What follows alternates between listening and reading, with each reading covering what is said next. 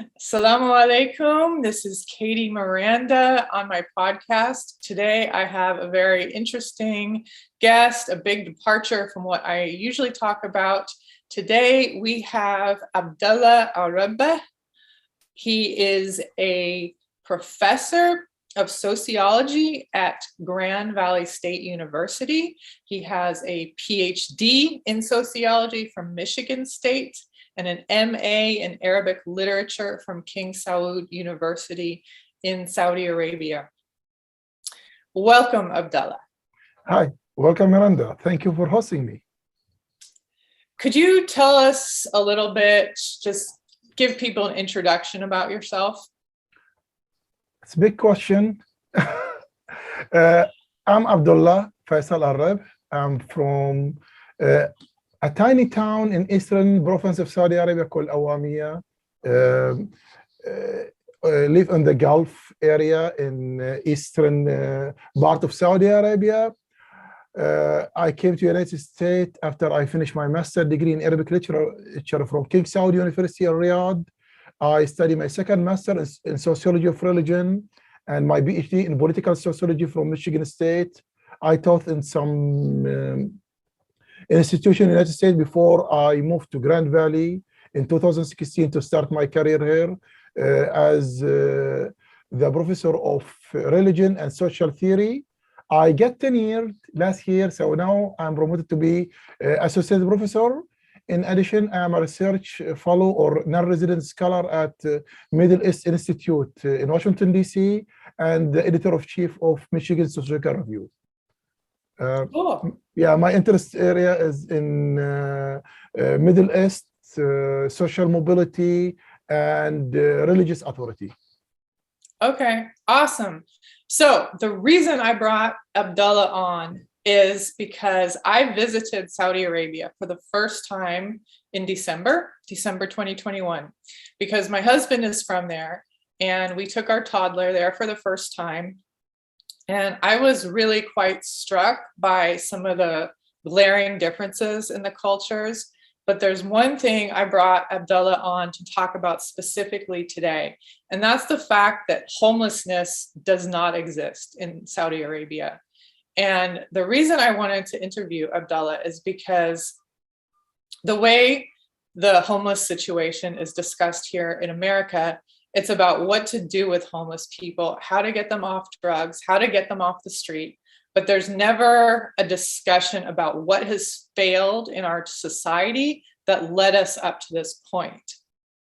In our family structure, in our laws, in our drug policy, all these things have failed, and that's why we are in the situation we are in here in the United States.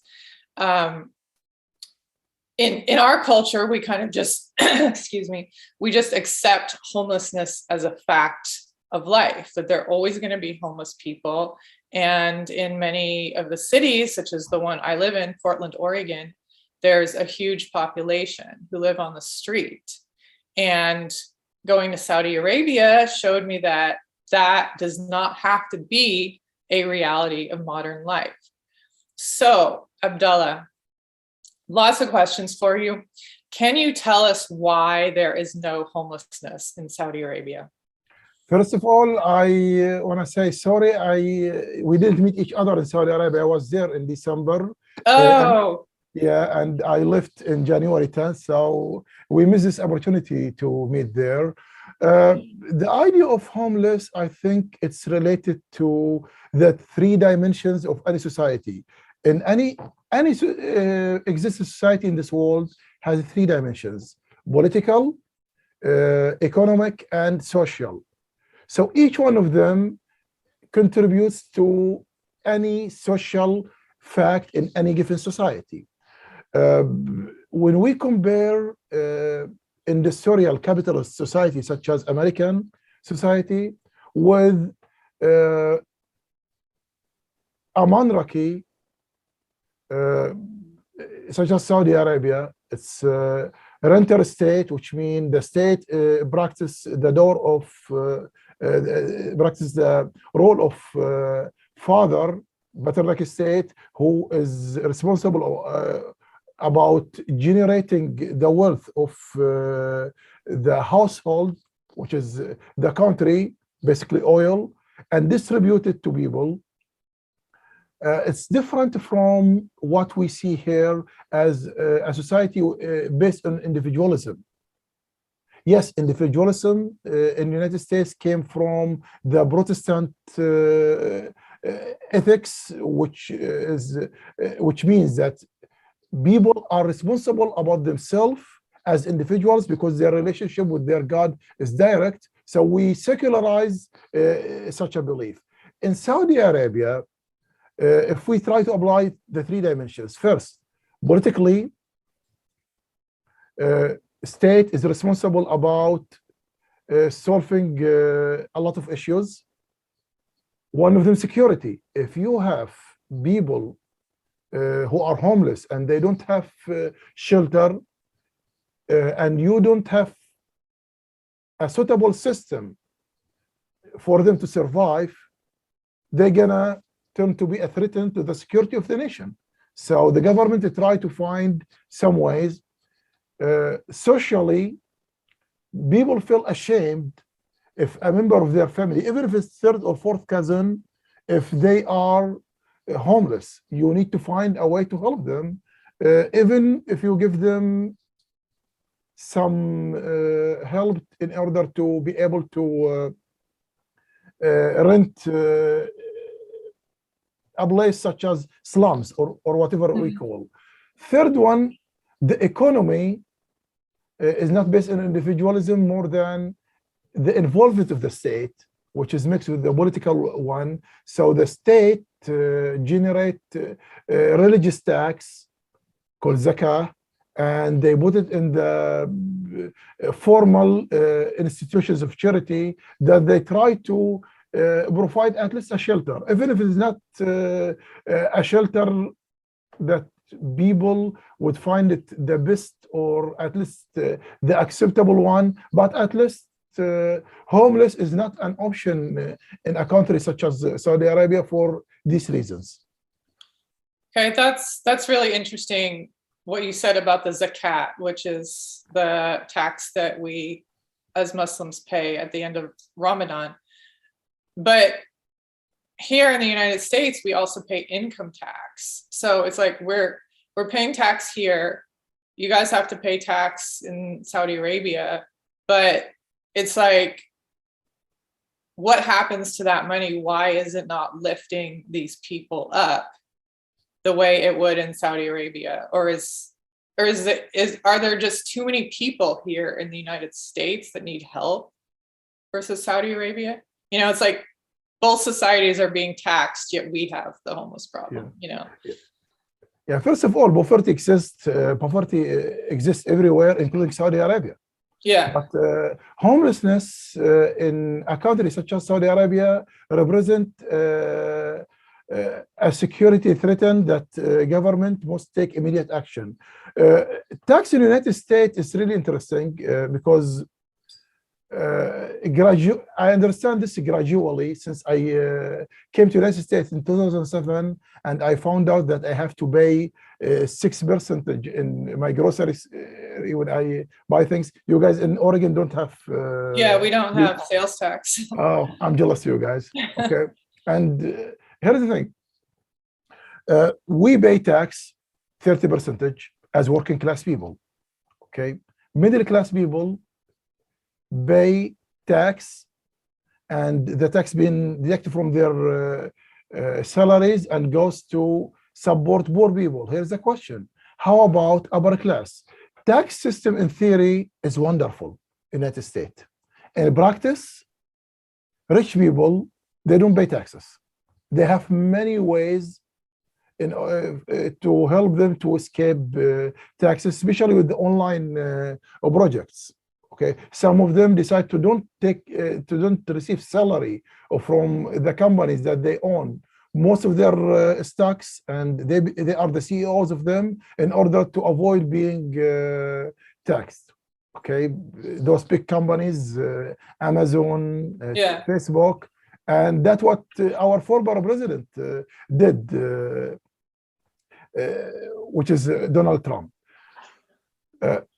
So tax here being used in not acceptable way. We've been taxes, you and me and most of working class people, and goes to support government plans. Small part of it go to poor people. This country paid a lot of money to support the war in Afghanistan, the war in Ukraine right now. So we have two important factors. People who have a lot of money, they are not taxed, and considerable portion of the tax goes to something else other than American people interests. Yeah. In countries such as Saudi Arabia, we still don't have a lot of taxes. Yes, the government, the new government led by the current crown prince Mohammed bin Salman, start to tax people in many things, but still government contribute to projects because government own the natural resources and the means of production. So here's the difference. We have taxes here more than there, but tax is not being generated in an effective way and is not being spent in effective ways. There, in Saudi government, tax is a part of the national income, not the whole one, like what we have here. Yeah, that's a really good point. I want to go back to something you said earlier. You said that in Saudi culture, it would be considered a big shame on the family if somebody from their family was homeless, even if it was a distant cousin. But that just doesn't exist in this country. You know, can you talk more about that? Like, yeah. Again, we get back to the principle base, which is being individualistic, being in the individualistic system or collective system. Yeah. Okay. A tribal and familial system is a collective system. Okay, and it's come even from Islam. The family is responsible about its members. Okay, and because you hold the prestige of your last name, you get good support from people who hold the same last name that you hold. You use your last name when you go to get married or whatever. You get all those benefits. So you must pay the price. Okay. Yes, nobody forced you to do it, but if you don't do it, you might be excelled socially from your family. In United States, as a capitalist country that's based on capitalism, you are individual who is responsible about yourself, and you don't have to support anybody if you don't want to do it. And no one expects you to support them. No one expects you to go and find them place to rent or whatever.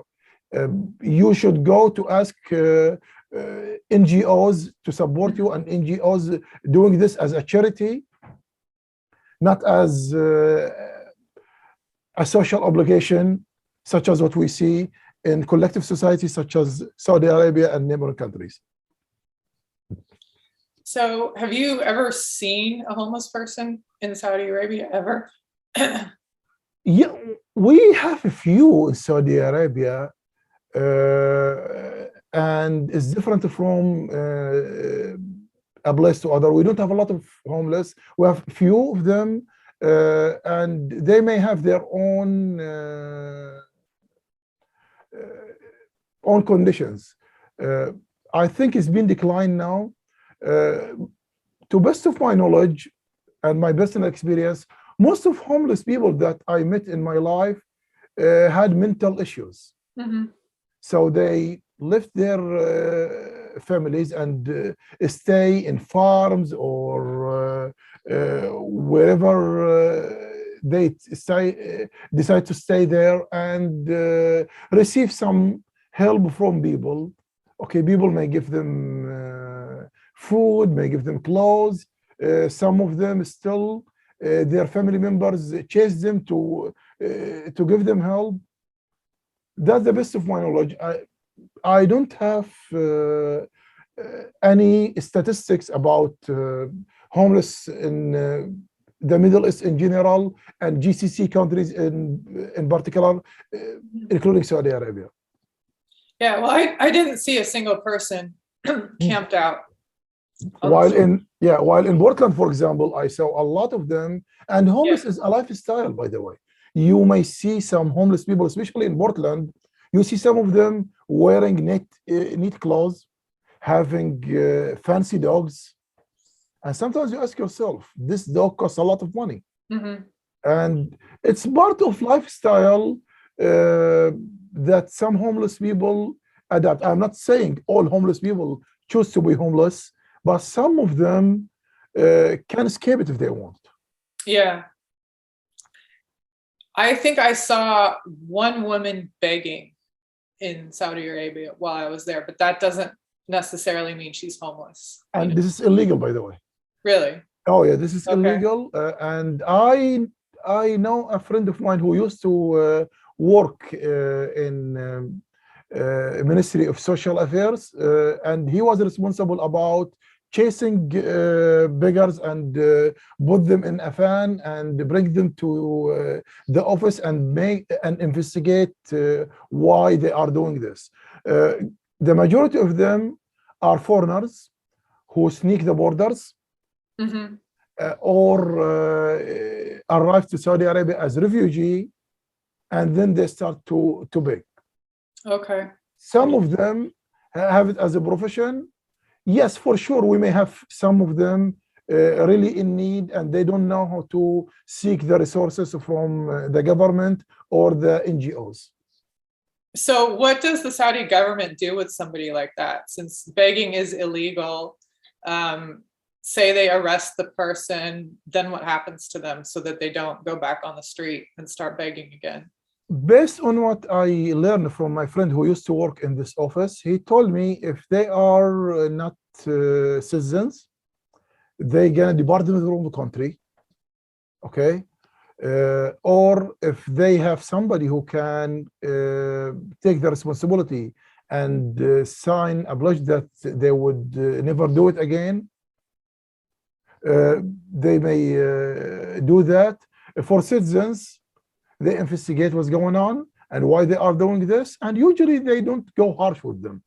They make them just sign a pledge that they will not do it again and leave.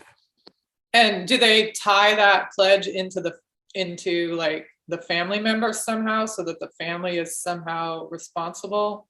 If the one who is begging woman, usually they do this. And if he's a man, you know, they just make them sign the pledge and leave. I'm not sure about this practically, and I think there is some reform on the procedure of how to deal with people who are begging in the street. Yeah. So I want to go back to what you were talking about, individualistic versus collective society, because I was in Denmark a few years ago, which is an individualistic society. There are no homeless, no beggars. What do you think has failed in the United States, in our culture, in our laws, so that we are in the situation that we're in? But a place like Denmark, you know, and I asked Danish people, like, what happens with your alcoholics and your drug addicts who can't take care of themselves, or you're mentally ill? And they told me, you know, the government just takes care of them. Yeah. So, yeah, what do you think has failed here in that regard? Oh, there are two things. First of all, the incomes in those countries really high. Mm-hmm. The tax is so high. Okay, the tax there is so high, and they follow what they call social capitalism. Is Yeah. a mix between capitalism as an Uh-huh. economic system and socialism as socio-political system. So government still take care of people after the government provide a good environment for people to have jobs. But when you have a job, a considerable chunk from your income gonna go to the government, but we're still gonna pay you a lot of money. Mm-hmm. For example, a professor like me in Denmark would pay more tax, but he or she gonna receive more money. Plus, they gonna receive some free or semi-free services. For example, health insurance. Yeah. You have health insurance from your job. I have health insurance of my job. Do we really receive a lot of free care? No. We pay a lot of money as deductible. Yeah. So what happened? Those countries, they have a lot of resources, so people get high salaries, pay more taxes, government invest a considerable part of the tax inside the country rather than spending the money outside. Yes, still the European countries invest a lot of money in global affairs, but not like what we are doing here. Okay, so social capitalism is the key answer of this. Social capitalism make it really hard to find homeless there. Yes, if they don't have enough natural resources, such as what we see in Canada, they are following social capitalism, but you still see some homeless. But Canada doesn't have the same wealth that we find in Denmark, Sweden, Norway, or those countries. So are you familiar with the term, the homeless industrial complex? No, if you can explain it more, I would. It's kind of a play on the term, the military industrial complex. And it refers to the system of nonprofits and agencies and organizations that are supposed to support these people. And, you know, in places like California or in specifically San Francisco, there's like this huge budget that goes to try and support these people. It's referred to as jokingly as the homeless industrial complex. And so I'm wondering, like, why do you think that is failing so badly here? You know, when there's clearly a lot of money available to help these people, but it's not working for them like it is in like Denmark. I mean, I know you said they pay higher taxes, but you know, San Francisco allocates like millions and millions of dollars every year, and you know, it's still the way it is. Here is a question: when government generate taxes from people in any city or town or village in this country, how much of this tax stay in local area, and how much go to Washington D.C. and become a subject of what we can call bills battles among congressmen? Mm-hmm. Okay, I asked my students last week about the $2 trillion being invested in Afghanistan. Mm-hmm. How many students in this country would receive free education rather than paying their tuition either through parents or loans? Okay, a lot of money being invested in foreign policy. Okay, Yeah. so I am not familiar with the tax system in San Francisco or Portland, and if there is really enough money to be invested in this matter. But to the best of my knowledge is to pass a bill in Congress in Washington, D.C. is a hustle and a lot of negotiations among congressmen in order to pass those bills. So in local governments, do they really have enough resources to take care of their local issues or no? I'm not sure about that. Yeah. So what role do you think religion plays in preventing homelessness in Saudi Arabia, if any? Yes, religion and encouraging people to participate in charity, either the obligated charity or the voluntarily charity, is play a role. It's effective role. People who are wealthy like to invest money in supporting people, especially renting places. Okay.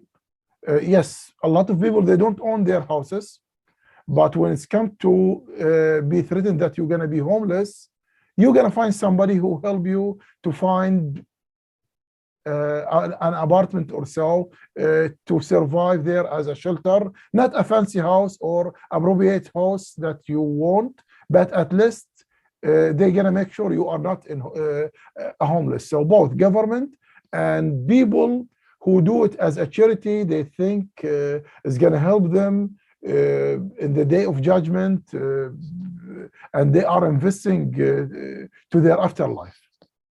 Interesting. Yeah, that makes sense.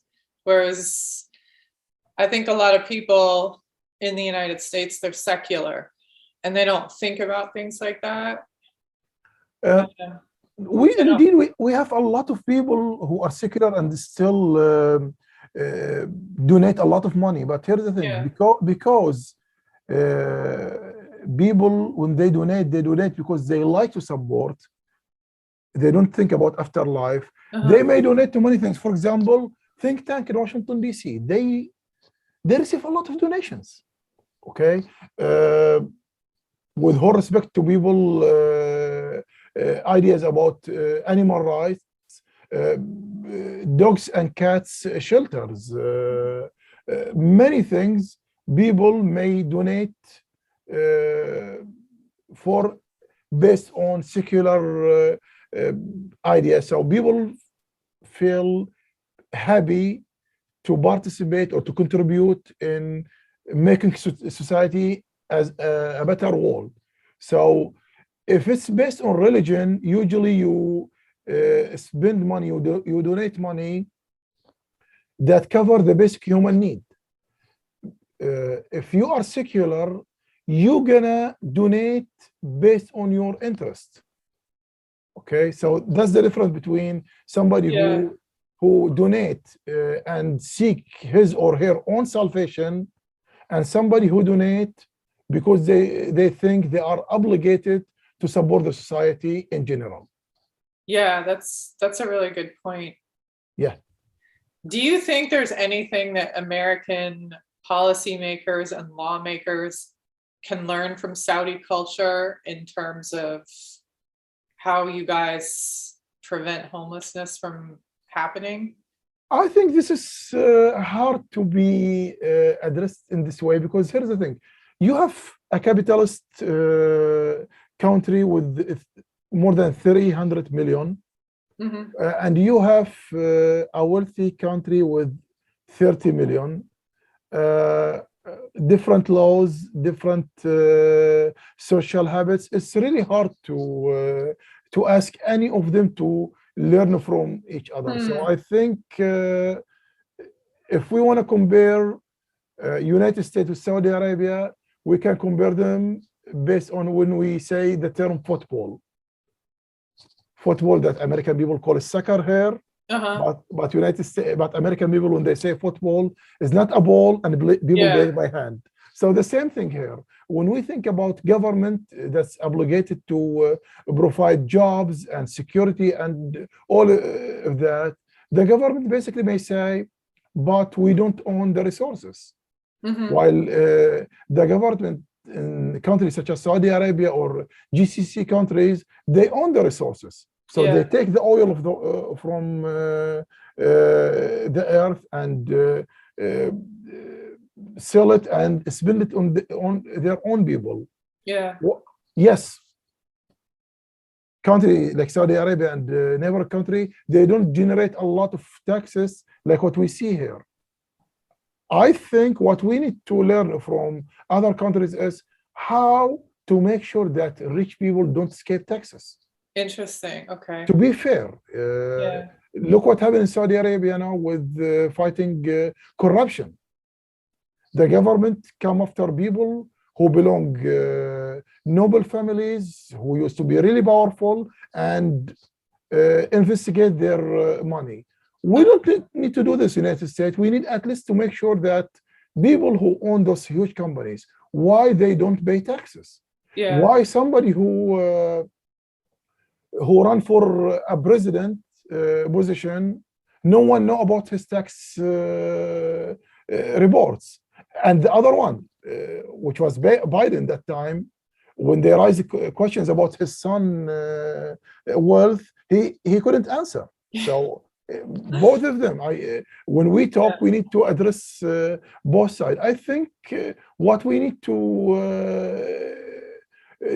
learn from any other country, either in Middle East or in Europe or whatever, is how to make sure that people being treated equally, not based on their ability to access to lawyers who can support them and make them escape the gaps in the law. I see. Yeah, I'm sorry if I say this in really straightforward, but based on what I see in the United States, based the huge chunk of my income that I'm paying as tax, as a working class person, I think my students deserve a better life in the future by making sure that the tax that they're going to pay would pay off just like their peers in Denmark, Sweden, and Norway. So I want to ask you now a little bit about drugs. So that is a huge contribution to the homelessness problem here. And I know the drug laws are very, very strict in Saudi Arabia. How do you think that plays a part? And what are the punishments in Saudi Arabia for drugs? For bringing the drugs into country is capital punishment. If anyone being caught with a considerable amount of drugs and they try to pass the border with drugs, they're going to be executed. Yes, we still have drugs issue in Saudi Arabia, just like any other country. Okay, we have neighboring countries who export drugs, and they have their own way to Middle East, and Middle East, including Saudi Arabia, is easier for them compared with other countries such as Afghanistan. Okay, but you need to have suitable customers for the drug. I think capitalist system is a suitable market for people who want to consume drugs and alcoholic. Abusing alcohol and drugs is one of the capitalist issues, because people who work long hours a day with hourly payment, and they want to find happiness. They want to skip the world. So drugs is a really fast solution for them. Yes, it's wrong, but drug and abusing alcohol is the easiest way to skip this world for an hour or two or a night. In Saudi Arabia, alcohol is illegal. So people may find their illegal way to find alcohol, but you need to be really rich in order to find a bottle of a good drink. Okay, so alcohol is not a serious issue in Saudi Arabia. Drugs, it's illegal. Government do its effort to fight drugs, and socially, somebody who is in the drug gonna face a lot of issues. For example, if you are single and want to get married, it's gonna be really hard for you to find a decent partner because families would never accept somebody to marry their daughter if he is a drug person. So there are social consequences that There are- exist there that do not exist here. Yeah, There's a lot of people here, they don't care about getting married. you are my friend. You are using drugs, but you are my friend. Okay. Yeah. I would date a girl who is using a drug, but we will see if we're gonna get married, if she's gonna stop or not. Then we feel in love, and I'm gonna help her. That's what we see here in the United States, because the problems of working class here, it's really a matter that need to be discussed, and that's what we discuss in a class that called social problem. In any department of sociology, we teach class called social problem. Most of the problems that we discuss affecting working class people. Those are the people who pay tax.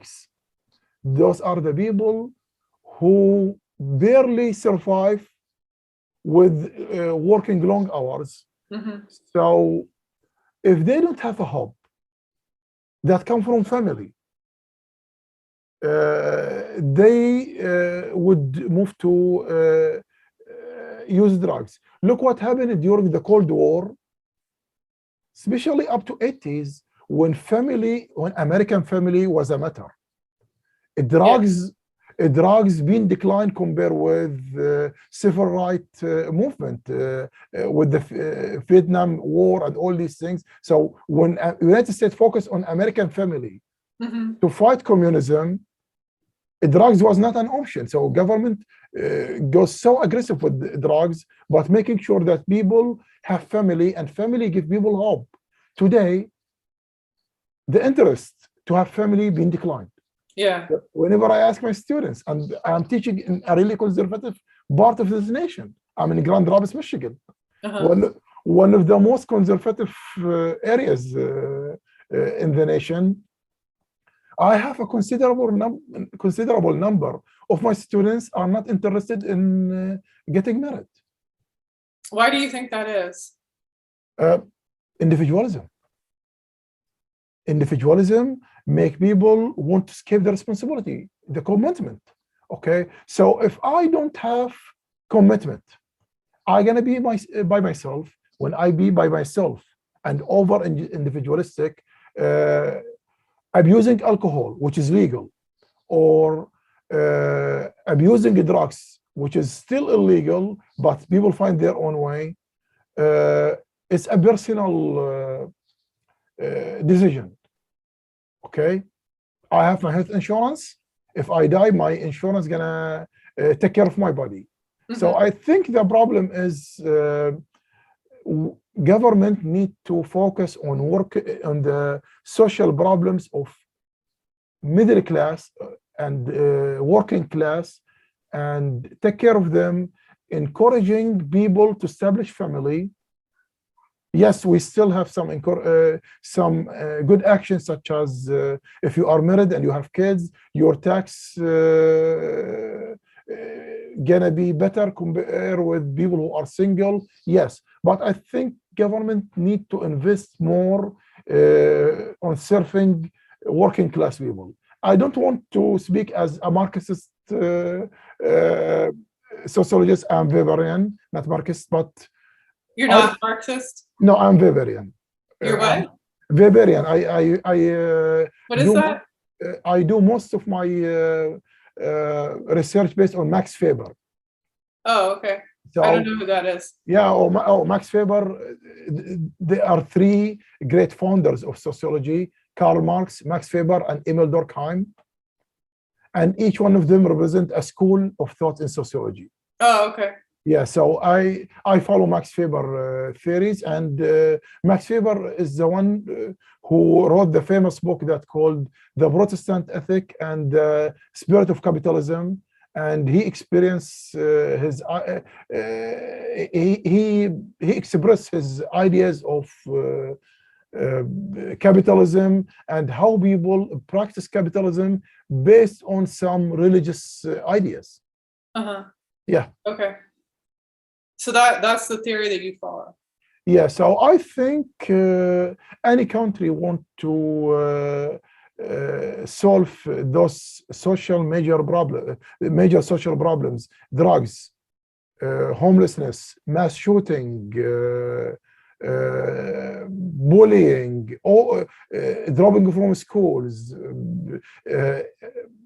teenager pregnancy, all these problems need to be solved through investing on supporting working class people. I'm not asking for giving people money for free, but So what's an example of that? Like, what would you be asking for? okay, increasing the minimum wage. Uh-huh. The minimum wage, that the federal minimum wage in the United States is pretty low. Okay, finding a way to give people good health insurance. Yeah, I Now, think that would take care of a lot of people's problems if they could like get health care that was good and they didn't have to worry about going bankrupt. yeah, so those two important things, I think, gonna help people to have a hope. Mm-hmm. Okay, but if you talk with a student here who is getting a loan in order to go to college, to have a better life, to achieve what we call American dream, and they graduate, start with 50Ks a year, and they have to pay for their loan. Mm-hmm. Finding their own place, you need to make them have a move from student life to adult life. I experienced this myself. When I start my job here, in the first couple of years, my economic condition as a person was not any better compared with when I was a grad student. Mm-hmm. So again, we are talking about a prestigious job. And I think you experienced this when you just graduated from college. You know exactly what I'm talking about. Yeah, yeah. So I was very, very poor. yeah, and one more thing, still up to today, you and me, people who have good jobs and good title and decent health insurance, we would think twice before going to a doctor because of the deductible part of our insurance.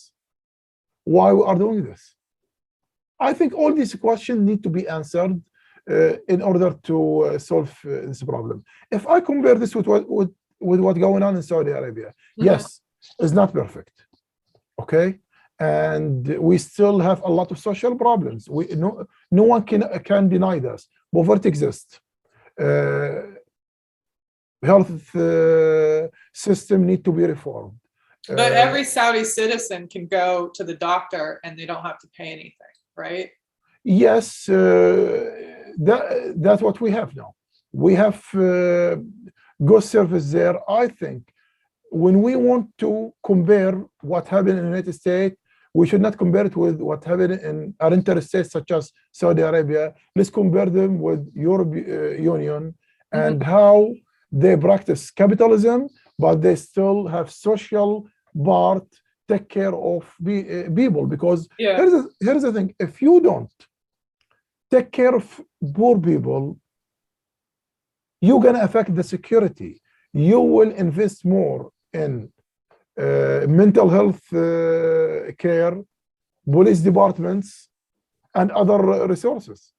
So it's better to spend more money to fight poverty rather than spending money to build more police stations and recruit more people to work as police officers. Have you heard of this book called The Nordic Theory of Everything? No. It's by a woman named Anu Partanen, I think. She's a Finnish immigrant to the United States, and she moved here to get married to an American. And she was so shocked at how dysfunctional everything was here in this country compared to her life in Finland, in terms of like the medical system, childcare, schools, and just things like getting cable television. There was so much bureaucracy in the United States compared to in Finland that she decided to write a book about like what works in the Nordic countries that could be applied to the United States to make things easier for people, to allow people to spend more time doing what they want to do instead of, being on the phone with their insurance company, that's like a soul crushing way to spend your afternoon, Yeah. That's what Max Weber, my favorite sociologist, called the iron cage. He talked about how a human being create the laws and regulation to ensure the justice and equal opportunities, but we end up with building an iron cage around us with the bureaucracy. In the United States, people here love papers. Yeah. We have to deal with all these things. As you just mentioned, you may spend your whole afternoon to solve a problem. Sometimes you just think it doesn't worth it and you ignore it. Yeah. If I share some of my experience with that, you're gonna be shocked. No, I wouldn't be, because I'm up to hearing it right now myself. Yeah, I remember when I was on visa before I get my permanent residency here, I give a speech in University of Colorado Boulder, and those people are really nice. They want to pay me. Because I'm on visa, I have no right to receive any payment from other place other than Grand Valley. So when they ask me to give them Bitcoin. when they ask me to provide some paperwork and I couldn't provide them because I'm on visa, we end up with this. A contract between University of Colorado and the Grand Valley to hire me to go to do this job, and I end up being taxed in California, in Colorado and Michigan. Oh my God. Yeah, and again, that's ridiculous. And that's like the story of people's lives here. It's not just because you're an immigrant. 7 months, and again, I get paid in I think in June or May. I'm not sure if I received the payment May or June, but I give the speech before Thanksgiving. Why did it take so long for them to pay you? The process. And again, you cannot blame any of the employee that I deal with. Yeah, I know. It's the system. As you said, the iron cage. That's the iron cage. So I think we go a lot with the paperwork. But again, Finland, that you mentioned now, Finland, just like Denmark, Sweden, and Norway, those countries are different. Yeah.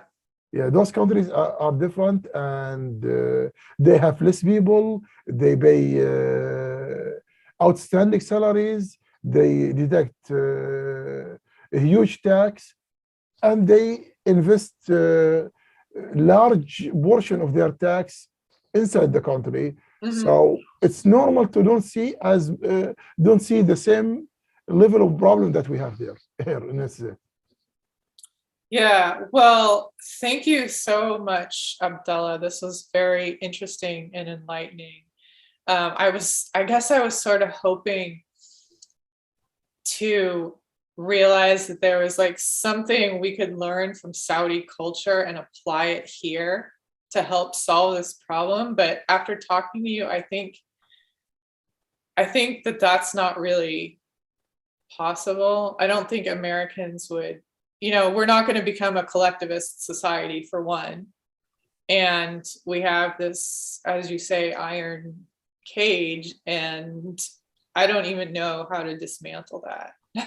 Again, it's not because there is an issue, but here's the thing is, you have two different packages. Yeah. and each package has its positive and negative Yeah. matters. Being capitalist, individualistic country and society, capitalist country with individualistic society, different than being a renter state with a collective society. Yes, each society has many things to teach to the other one, but here's the thing. Would the political, economic, and social systems allow those things that we learn from each other to be mainstream? I doubt it. Yeah, I don't know. I wish we could take like the good things from Saudi society and bring them here without the bad things. But then it's like, I don't know. I don't know if that's possible. Yeah, and again, even the life system there, Yeah. people here appreciate individualism, while they appreciate collectivism. That transfer to positive and negative things. There, if you have a problem, you're gonna have some people to stand for you, and you expect that. Here, Yeah. you don't have. But on the other hand, if you have a problem that you need to keep it personal here, you can keep it personal. There, That's true. it's not your personal things. Yeah. Okay. There's So no that's privacy there. it's hard to say. Let's say there is limited privacy there. Yeah, okay. Yeah, that's a better way to say it. Yeah, it's limited privacy, and you need to get the whole package. Okay, there is nothing you can get the best of it and get rid of the negative part. I think is a matter of what kind of system that you self your best interest as individual, and you think, is this what you want or no? Yeah. Yes. Okay, well, thank you very much, Abdullah, for taking your time. You are welcome, and I'm really happy that I participate in your podcast. Thank you, Miranda.